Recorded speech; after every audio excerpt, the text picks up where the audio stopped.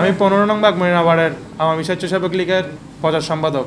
রাজনৈতিকভাবে হেয় প্রতিপন্ন করার লক্ষ্যে আমাকে আমার রাজনৈতিক ক্যারিয়ার ধ্বংস করার জন্য যে উঠে পড়ে লাগছে, ওইটার প্রতি আমি তীব্র নিন্দা জানাই।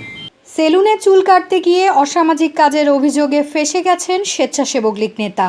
পাশাপাশি রাজনৈতিকভাবে হ্যাও প্রতিপন্ন করার লক্ষ্যে একটি কুচক্রী মহলের চক্রান্তের শিকার হয়েছেন তিনি, যার প্রতিবাদে অভিজাত একটি রেস্টুরেন্টে সংবাদ সম্মেলন করেছেন চট্টগ্রাম নগরের 15 নং বাগমনিরাম ওয়ার্ড স্বেচ্ছাসেবক লীগ নেতা আব্দুল কাইয়ুম সৌরভ।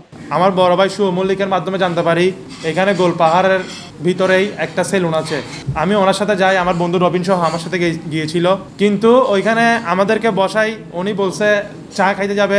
চা খাইতে গিয়ে নিচে আমরা সেলুনের মধ্যে বসেছিলাম, হঠাৎ করে দেখি 5 মিনিটের ভিতর পুলিশ আসছে।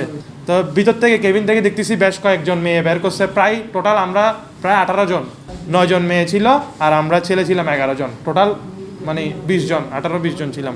তো এক পর্যায়ে আমাদেরকে থানায় নিয়ে যাওয়া হয়।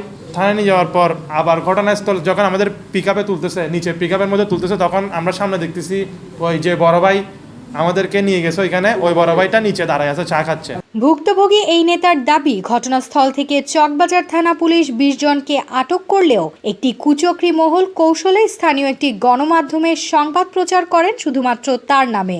এছাড়াও তাকে আটকের জন্য তদবির করেন সংশ্লিষ্ট পুলিশের কাছে। চক্রান্তকারীরা সামাজিক যোগাযোগ মাধ্যম ফেসবুকেও তাকে কটাক্ষ করে বিভিন্ন স্ট্যাটাসও দেন বলে দাবি সৌরভের। সংবাদ সম্মেলনে স্বেচ্ছাসেবক লীগ নেতা আব্দুল কাইয়ুম সৌরভ রাজনৈতিকভাবে হয়রানির প্রতিবাদ জানায়। আপনাদের মাধ্যমে আমার দাবি হচ্ছে, আমার নামে যে ষড়যন্ত্র করছে, আপনার নিউজ করে যে মানুষের মাধ্যমে সমালোচনা করছে, আমাকে যে ওরা যে বিভ্রান্ত করছে, আমাকে যে হয়রানিগুলো করছে, রাজনৈতিকভাবে হেয় প্রতিপন্ন করার লক্ষ্যে আমাকে আমার রাজনৈতিক ক্যারিয়ার ধ্বংস করার জন্য যে উঠে পড়ে লাগছে, ওইটার প্রতি আমি তীব্র নিন্দা জানাই।